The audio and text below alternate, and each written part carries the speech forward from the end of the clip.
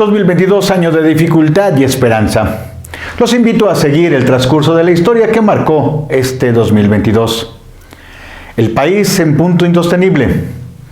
Crisis de agua en Monterrey. Mineros atrapados. 2022, año para construir la paz ante la dura violencia. Año de blasfemias y de ola de asaltos en parroquias de la Ciudad de México. Año en que la Virgen del Roble se viste de rosa. Los caníbales judíos en Chiapas. Los pueblos afrodescendientes en la diócesis de Puerto Escondido. El 2022 marca el año de la visita del prelado del Opus Dei. Año de la reforma regresiva. Nacimientos prohibidos en este 2022. El cabildeo de AMLO ante los obispos de México. Derechos humanos en riesgo. El regreso a la Basílica después de la pandemia, 12,5 millones de peregrinos lo confirman. Año de un mundial, año de un campeón, año de Messi. Sean ustedes bienvenidos a la segunda parte del resumen anual de noticias producido por el Centro Católico Multimedial y Agencia Católica de Noticias. Comenzamos.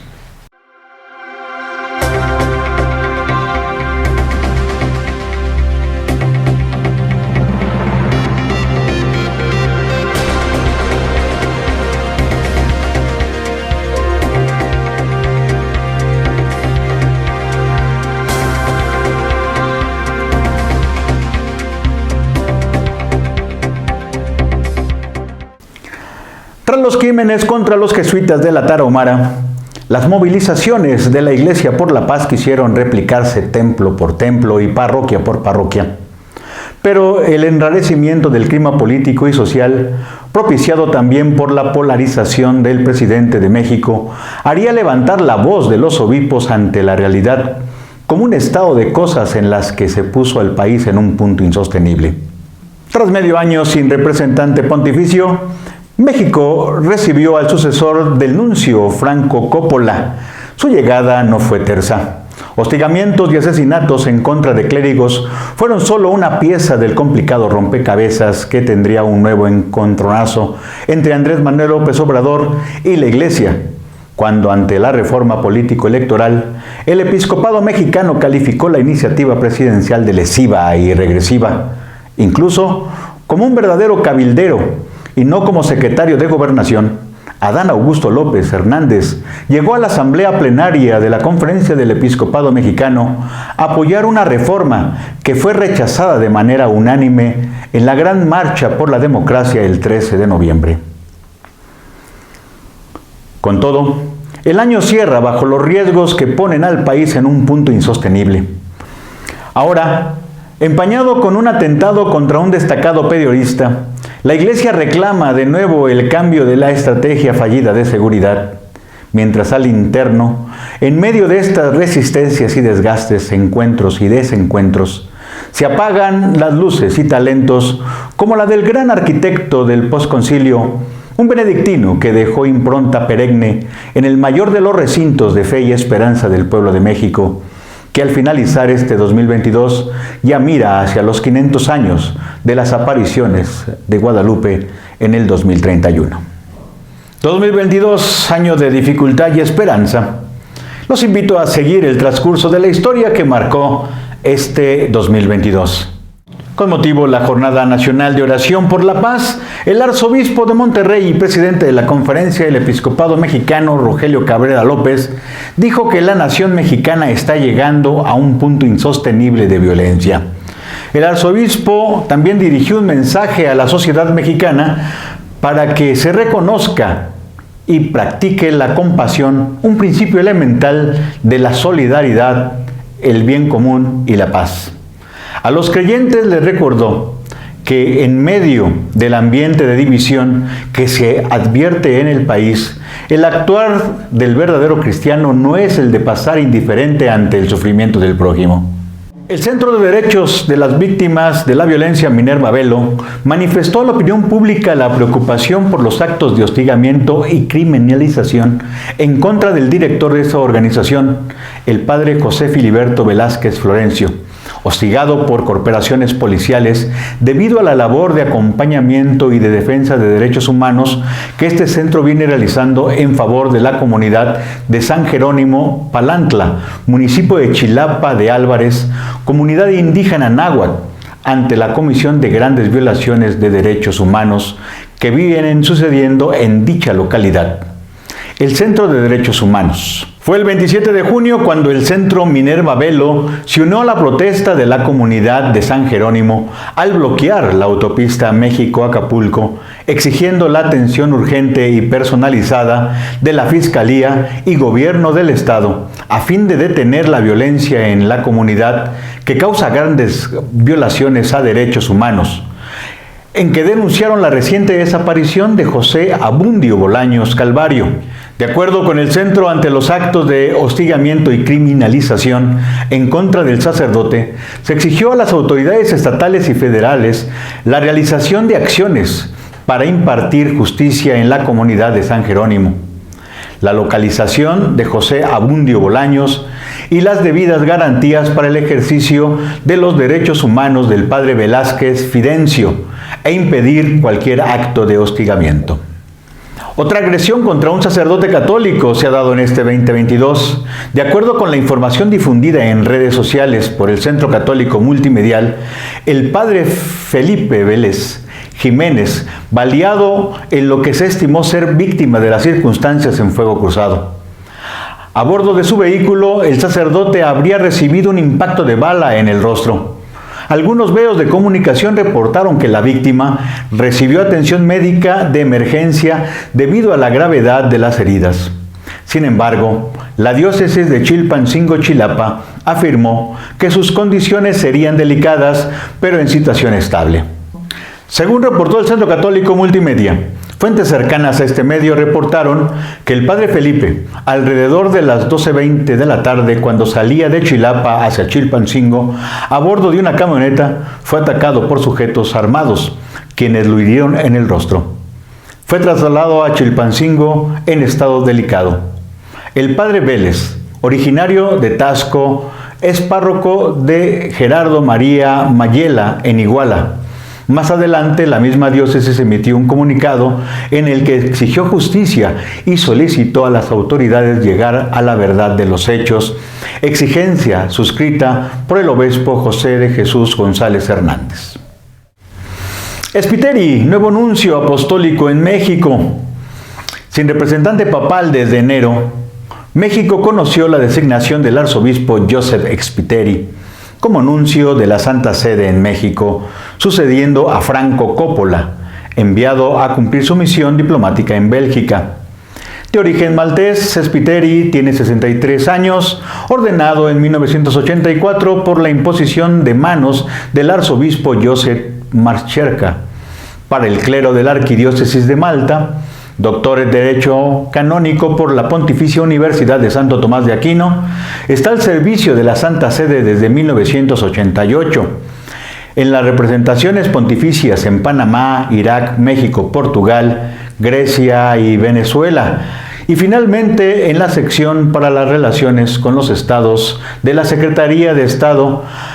A los 50 años fue designado por el Papa Benedicto XVI para ocupar la nunciatura en Sri Lanka y elevado a la dignidad episcopal el 24 de mayo del 2009 por la imposición de manos del entonces secretario del Estado, cardenal Tarcisio Bertone. Posteriormente, el Papa Francisco le llama a desempeñar su ministerio diplomático en Costa de Marfil en el año 2013 y su última misión en Líbano en el 2018.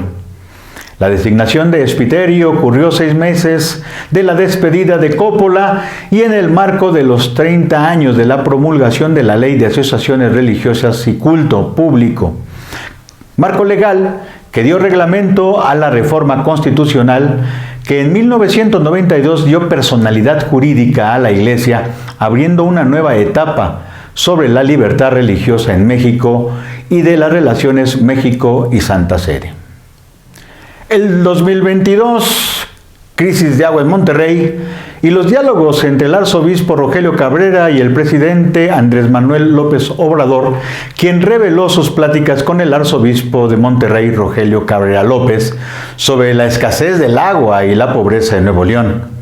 En su acostumbrada conferencia matutina, el presidente señaló que gente de las iglesias lo ha visitado, entre ellos el obispo responsable de la Conferencia del Episcopado Mexicano, que es un hombre sensible, mencionó Andrés Manuel. Ante el crecimiento en Nuevo León de la industria, el presidente señaló a Cabrera López que a pesar de la perspectiva que se tiene de Monterrey, se vive una realidad muy distinta, que es la pobreza. Año de los mineros atrapados en Coahuila. En un escueto comunicado, la Conferencia del Episcopado Mexicano lamentó el accidente ocurrido el 3 de agosto en una mina de carbón del municipio de Sabinas, Coahuila, donde aún se encuentran 10 mineros atrapados. Rogamos por la vida de cada uno de los mineros atrapados y los ponemos bajo la intercesión de nuestra Madre, la Virgen María de Guadalupe. Los habitantes de Sabinas, Coahuila, reportaron el colapso en una rudimentaria mina de carbón, causando una inundación que dejó 10 mineros atrapados. Hasta la noche del jueves, se daban lentas y penosas labores de rescate para bombear el agua de los túneles y permitir el rescate de los atrapados. Estos pozos de mina están en la comunidad de Las Conchas, paraje de La Agujita. Medios de información señalaron que no se conocía información precisa sobre la titularidad de la concesión minera. Construir la paz ante la dura violencia en este 2022. La jornada de oración de julio dio frutos y esta fue la intención de impulsar los diálogos por la justicia y la reconciliación para la paz. En un comunicado, la Curia de la Iglesia de México, la Conferencia Superior de Religiosos en México, la Compañía de Jesús, propuso acciones a través de iniciativas para que lleven a mejorar el sistema de justicia y las estrategias de seguridad y así poner las bases para la paz. 4 acciones: la oración por las víctimas de las extorsiones, oración por los adolescentes y los jóvenes reclutados por la delincuencia organizada, las víctimas de trata, la erradicación de la impunidad en el sistema judicial. Se invitó a través de conversatorios de paz, convocados a parroquias y movimientos laicales, a dialogar sobre las preocupaciones cotidianas que atentan contra la paz, como es la pérdida de habilidades para convivir, la fractura familiar o vecinal, las diferencias generacionales, la desigualdad. La Iglesia de México impulsó diálogos entre diversos líderes de iglesias, universidades, empresarios, organizaciones sociales, gobiernos, asambleas vecinales o colectivos juveniles en orden al desarrollo de foros del sistema de justicia. Recuperar buenas prácticas y construir caminos para la paz. Tales acciones irán preparando el primer encuentro nacional que se integre a la diversidad de actores sociales, políticos y económicos para dialogar sobre la transformación que México necesita para construir la paz y así construir la creación de una red nacional de paz. 2022, año de las blasfemias. Una galería de la Ciudad de México exhibió una polémica imagen del Papa Francisco, la cual causó revuelo. Aceptación e indignación bajo el título Chao Tradición. En la exposición Químicas Ácidas, una representación del Papa Francisco deja caer un niño siendo destrozado contra el piso, mientras el bonachón pontífice se ahoga en medio de una carcajada.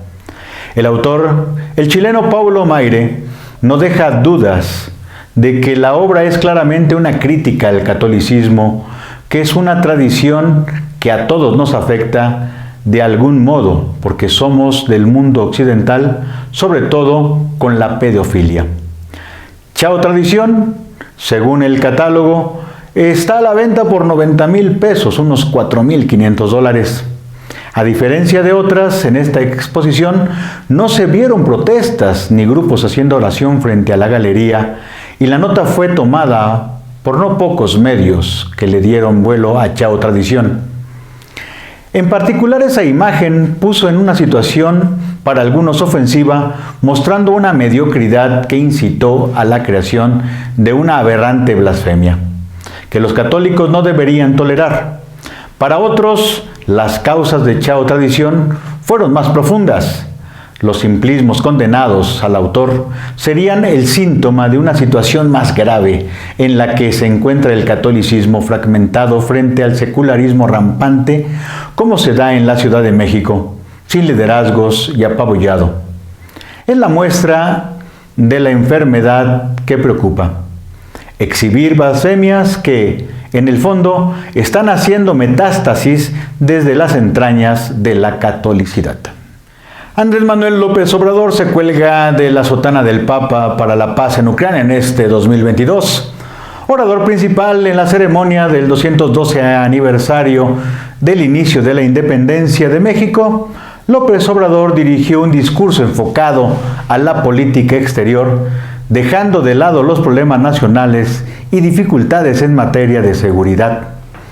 Su argumento inicial se centró en una propuesta a la Asamblea General de las Naciones Unidas que llevaría el secretario de Relaciones Exteriores, Marcelo Ebrard, para crear un acuerdo para detener la guerra en Ucrania y lograr hacia adelante una tregua de 5 años en favor de la paz entre todas las naciones, propuesta que ya había planteado en agosto y a inicios de septiembre.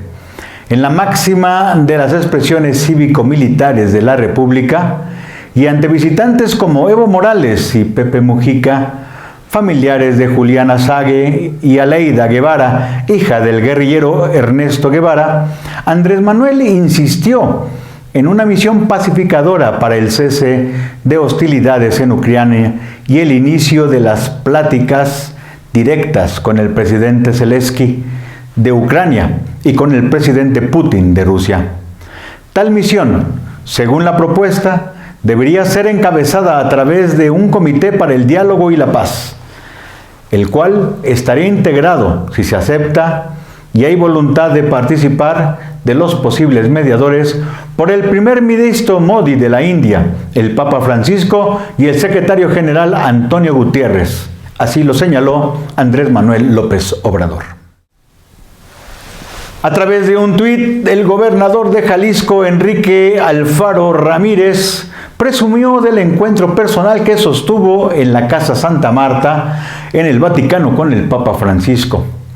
Se convirtió en el primer mandatario estatal en ser invitado a ingresar al domicilio particular del Sumo Pontífice, con quien dialogó sobre diversos temas, entre ellos el de la cultura de la paz, la convivencia social, basada en valores, el respeto colectivo y la construcción del tejido social.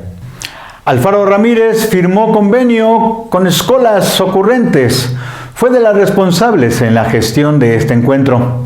Según el mismo gobernador, con esta fundación, también importante, con la que vamos a hacer todo un gran programa de cultura de paz para trabajar con las escuelas secundarias, para trabajar con las academias de deportes. Tenemos en Jalisco para hacer un esfuerzo conjunto con la Fundación Escolas e impulsar esta agenda que sin duda tiene que ver con la idea de una transformación de fondo en la manera como las juventudes de Jalisco puedan construir mejores opciones de futuro, puedan tener un espacio de expresión, de formación de valores. Simplemente la experiencia más importante de mi vida, señaló Alfaro Ramírez. Ola de asaltos en parroquias del sur de la Ciudad de México. En algunas colonias más pudientes y cercanas a la casa y oficinas donde opera regularmente el arzobispo Aguiar, se denunció a través de un comunicado.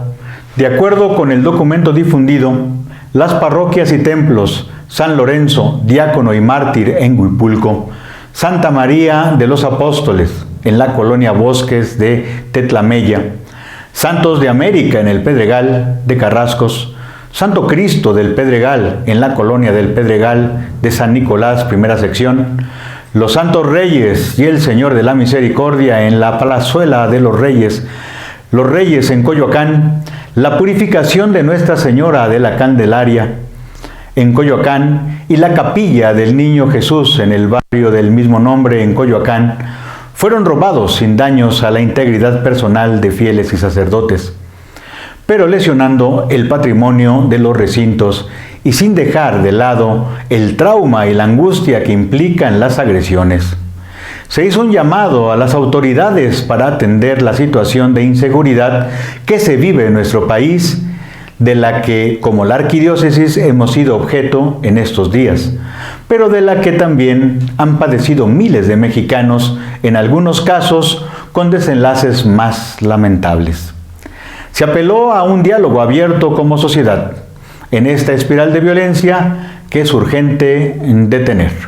Desde Belén, el arzobispo de Monterrey llamó a la comunidad católica a iniciar el mes del Santo Rosario para fomentar la toma de conciencia en torno al acompañamiento de las mujeres enfermas de cáncer.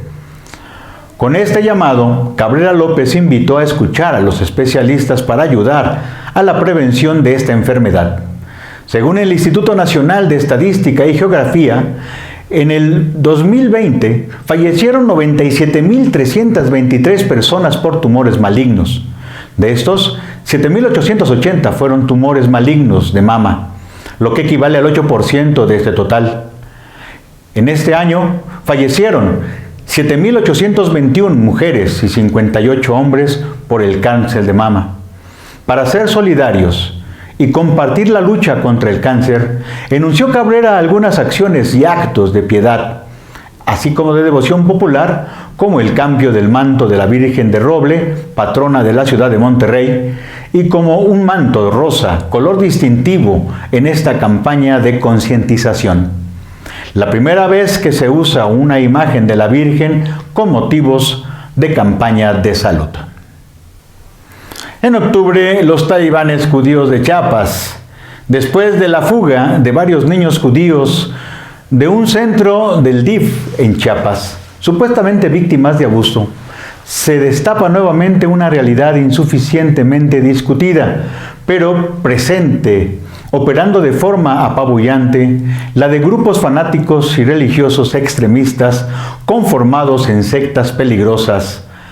Lev Tabor saltó a la opinión pública en México por la detención de menores, víctimas al interior de esta secta extraña del judaísmo, con todos los rasgos de estos grupos fanáticos y violentos. Aislamiento, duro régimen de costumbres, estricta observancia religiosa, adoración a los líderes, matrimonios forzados, explotación, fraude y violencia en nombre de Dios. Traducido como los de corazón puro, la secta fue fundada por Shlomo Hellbrands en 1980. El rabino, nacido en 1962, desde joven inició los estudios de la Torá y formó la escuela yahista independiente.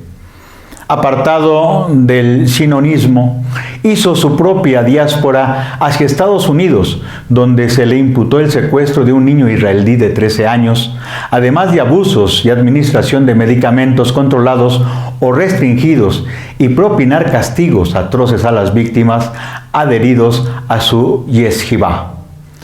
Su historial de abusos creció. Fue deportado a Israel, pero escapó a Canadá, en donde tuvo la categoría de asilado político, debido a la percepción de persecución por parte de las autoridades israelíes por sus enseñanzas. Así la secta saltó de nuevo a la opinión pública cuando los niños de Lev Tabor gritaban desesperados por salir del albergue, mientras sus madres protestan enardecidamente, desafiando a las autoridades del DIF, que los dejó en ridículo. Una fuga sin mayor resistencia. Sea laudato Jesucristo, fueron las palabras inaugurales del cardenal Gerhard Ludwig Müller en su visita a México para un fin de semana en una exclusiva zona de la capital del país, a fin de reflexionar sobre la familia y su futuro. En el panel Familias Fuertes, Sociedades Sostenibles, en el que intercambió puntos de vista con el elder Wilford W. Anderson, autoridades eméritas de la Iglesia Mormona Jim Daly, presidente de Focus in the Family, y Valerie Huber, presidente de Grupo Amigos del Protocolo de Ginebra. En su ponencia, Müller advirtió de la actualidad del nihilismo de Nietzsche y de la popularidad de la tesis del libro Homo Deus de Yuval Noah Harari, ideas muy bien aceptadas entre los mediocres políticos que deberían favorecer más a los seres humanos en vez de suprimirlos. Las causas de tener seres humanos inflados, diría el antiguo prefecto de la Congregación para la Doctrina de la Fe, tiene respuestas sencillas. El nihilismo, que tiene como padre el orgullo de la criatura, que quiere ser como Dios, y cuando el hombre adora a la creación, pierde la gloria de los hijos y de los amigos de Dios. La fe en Dios nos abre a la cultura de la vida en el amor a Dios Padre, Hijo y Espíritu Santo, porque somos liberados de la esclavitud de lo pasajero a la libertad y gloria de los hijos de Dios. El antiguo prefecto de la Congregación para la Doctrina de la Fe fue el panelista en el 14 Congreso Mundial de las Familias. La diócesis de Puerto Escondido, Oaxaca, se convirtió en el epicentro de los pueblos afroamericanos y del Caribe al ser sede del 15 Encuentro Pastoral Afro, con delegaciones en Colombia, Panamá, Ecuador y Brasil.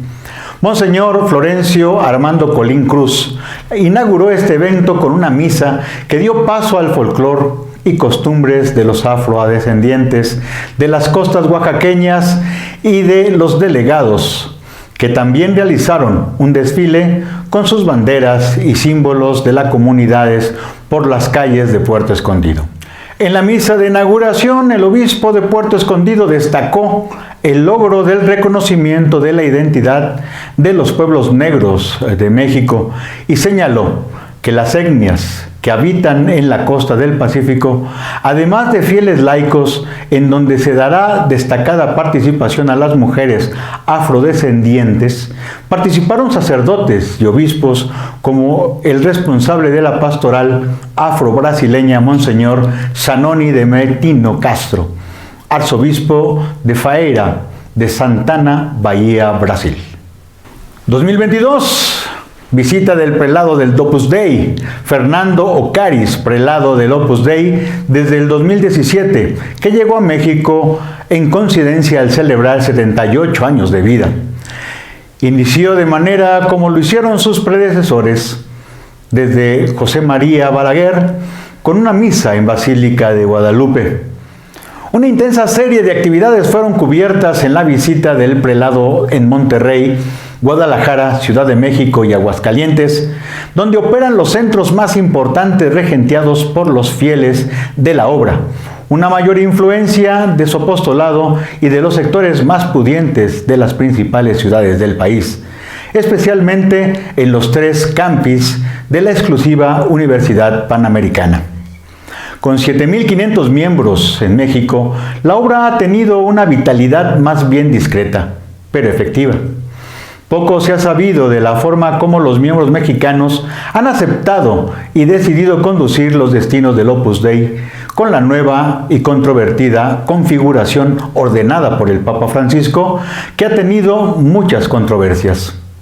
Ocaris llega sin los emblemas propios del obispo prelado de la última vez en que Javier Echeverría pisó el país en una visita pastoral en el 2009.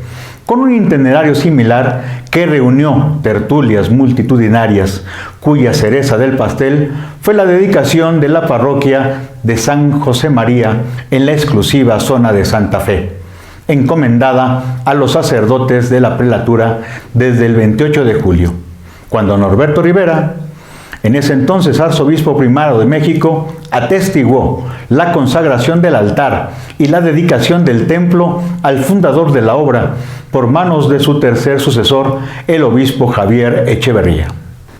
Mientras las discusiones sobre una posible reforma electoral constitucional se daban en Cámara de Diputados, la Iglesia Católica se subió a las discusiones a través de un mensaje al pueblo de Dios, en el que da una opinión al cuestionar las intenciones del actual gobierno sobre reformas que, a juicio de los especialistas, son lascivas de las instituciones democráticas del país. El mensaje sobre la iniciativa de una reforma constitucional en materia electoral, el Consejo de la Presidencia de la Conferencia del Episcopado Mexicano suscribe un claro apoyo al Instituto Nacional Electoral y al Tribunal Electoral del Poder Judicial de la Federación, como instituciones que han madurado gracias a su autonomía de los poderes políticos y en estrecha relación con la ciudadanía y la pluralidad de los partidos políticos. Para los obispos, el INE y el Tribunal Electoral son resultado de la lucha y compromiso de miles de mexicanos de la sociedad civil y de todos los signos partidistas quienes lograron abrir caminos para la democracia real en México. Por eso, recordaron que el gobierno dejó de ser juez y parte de la organización de los comicios electorales, dando paso a gobiernos municipales, estatales y federales de diversas fuerzas políticas que dejaron atrás al partido único.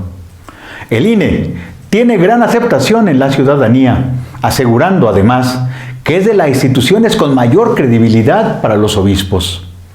Así, para ellos goza un merecido reconocimiento internacional, siendo un ejemplo a seguir en muchos otros países.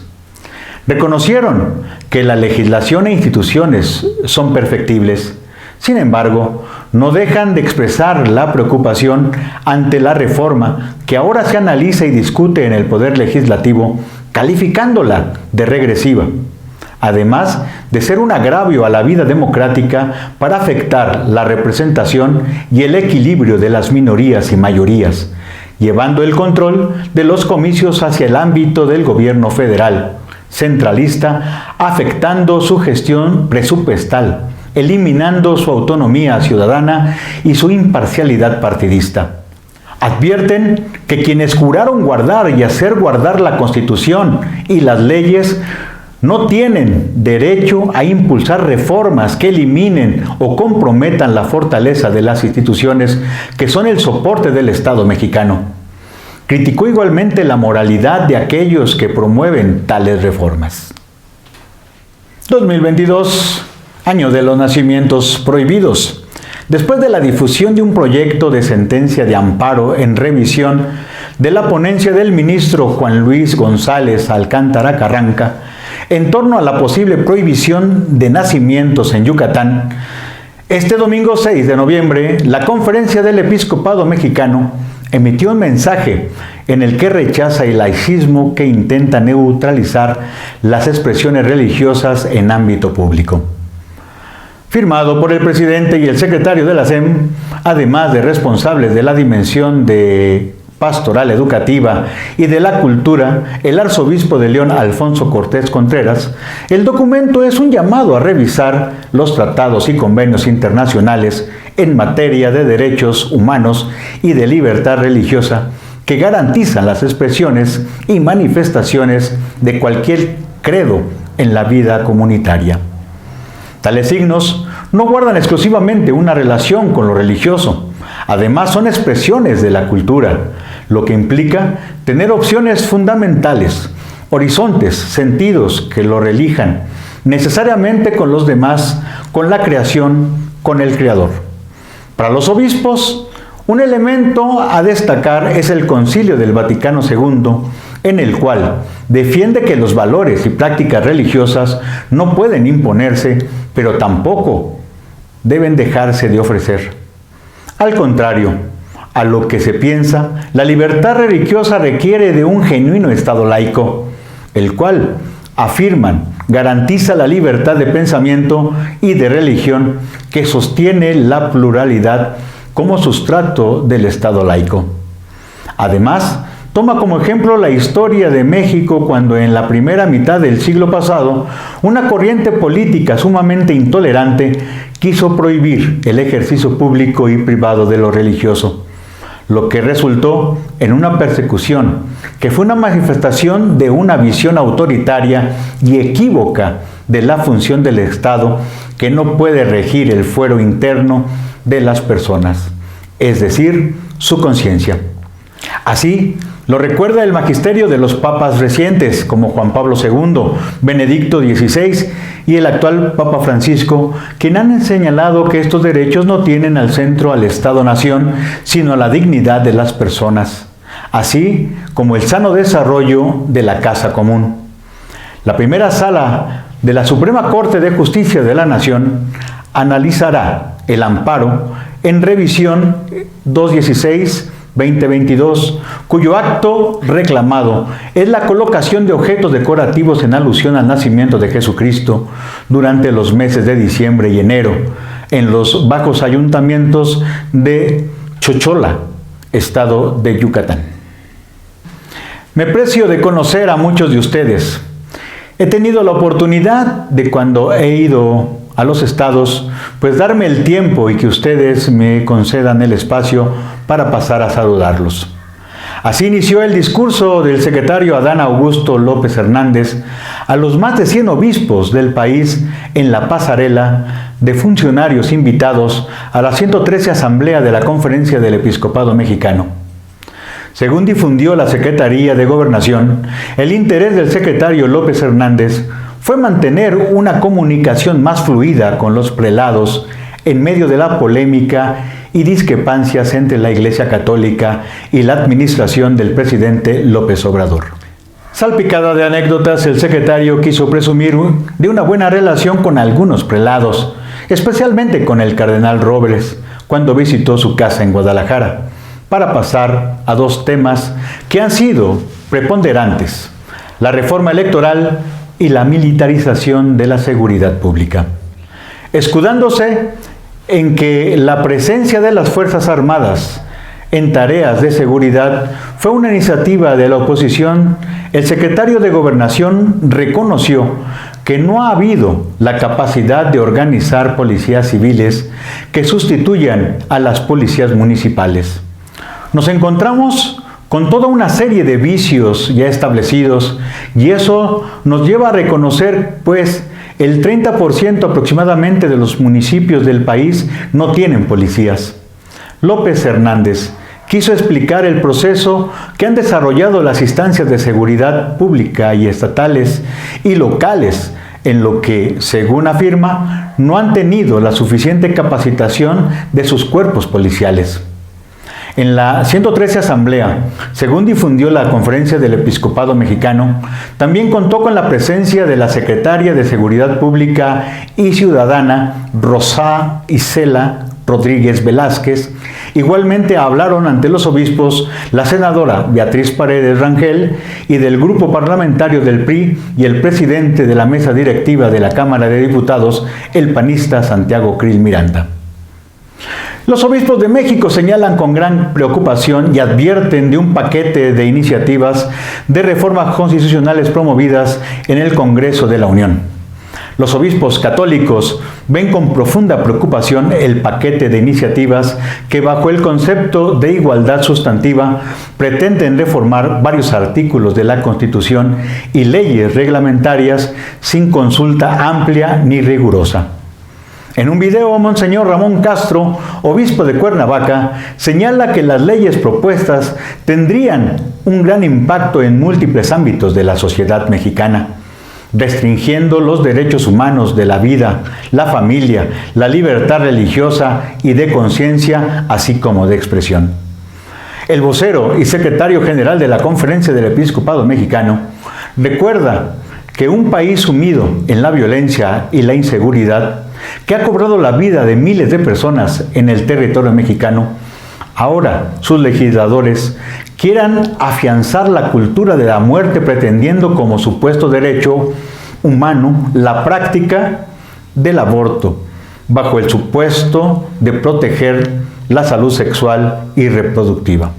El obispo alerta de que, de ser aprobadas, se permitiría que niñas y adolescentes menores de edad recurran al aborto sin el consentimiento de sus padres o tutores. Castro aseguró que estas iniciativas tienen espíritu autoritario y regresivo al establecer prohibiciones y restricciones limitantes a la libertad de religión y de conciencia, así como de expresión, vulnerando la protección prevista en los tratados internacionales que impiden la censura previa. Y reitera, así se pretende impedir a los creyentes de todas las religiones la manifestación de su doctrina y cuerpo de creencias religiosas en temas de gran valor para la sociedad, como son la vida, el matrimonio, la familia, la sexualidad humana, siendo perseguidos por su predicación y denuncia profética.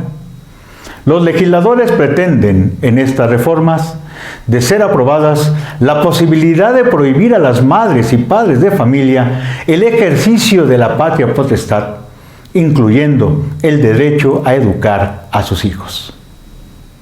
El 12 de diciembre, festividad de Santa María de Guadalupe, plenamente abierta después del COVID-19, la Conferencia del Episcopado Mexicano anunció la novena hacia el 2031 para festejar los 500 años de las apariciones del Tepeyac, como un camino de preparación del proyecto global de pastoral 2031-2033, la celebración que se extenderá por 9 años del 12 de diciembre del 2022 al mismo día en el 2031.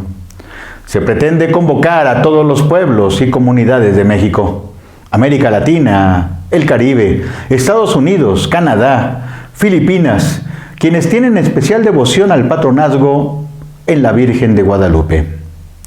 La novena iniciará oficialmente con la misa del mediodía en Basílica de Guadalupe, en donde se espera el mensaje del Papa Francisco.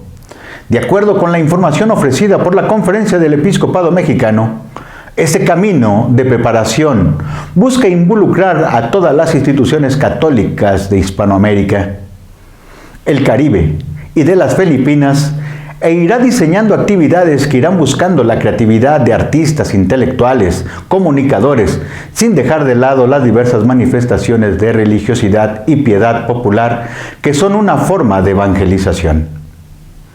Todo el diseño del programa estará en 5 líneas que impulsarán la formación e investigación en el acontecimiento guadalupano, la devoción informada y testimonial, la difusión masiva de los hechos de 1531, y la producción creativa, sin dar mayores detalles acerca de lo que esto implica. El evento se promoverá como una oportunidad de reencuentro con Dios y a través de Santa María de Guadalupe para reinventarnos y reconstruirnos ante las difíciles circunstancias por las que atraviesa la sociedad mexicana. Al anunciar la novena intercontinental hacia el 2031, el Papa Francisco invitó a los mexicanos a realizar estos festejos con verdadero fervor guadalupano. Su llamado fue participar en el camino celebrativo con verdadero espíritu guadalupano. El Papa no ocultó su preocupación ante expresiones ideológicas de un pueblo con su madre, que quiere desmetizar esta gran devoción.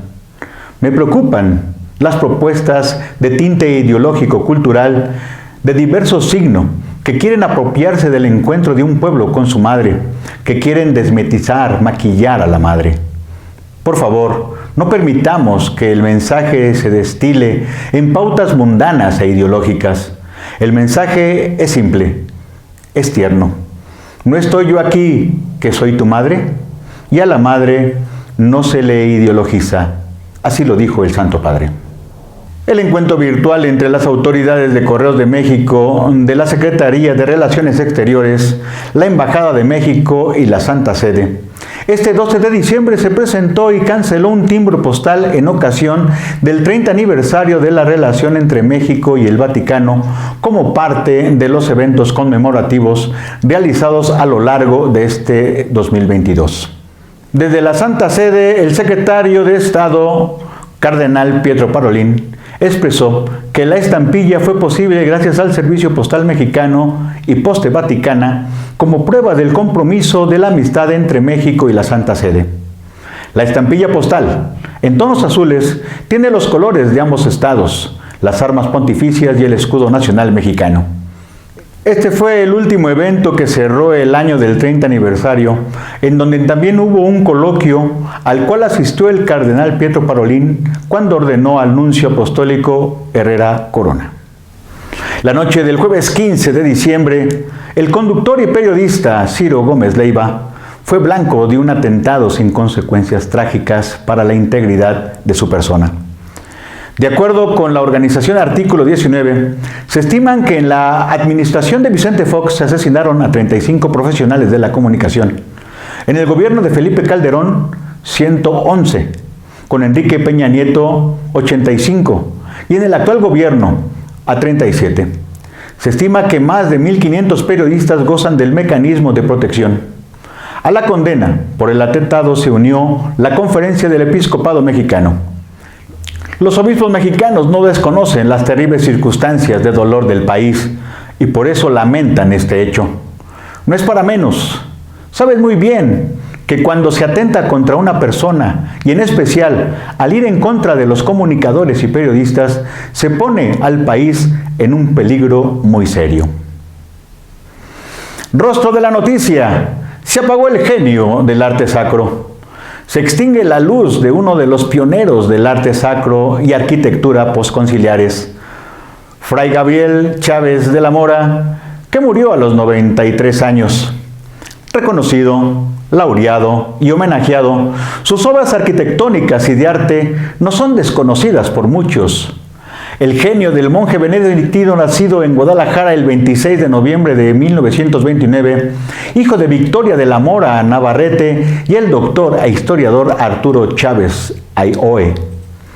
Gabriel creció en el ambiente de los hermanos maristas.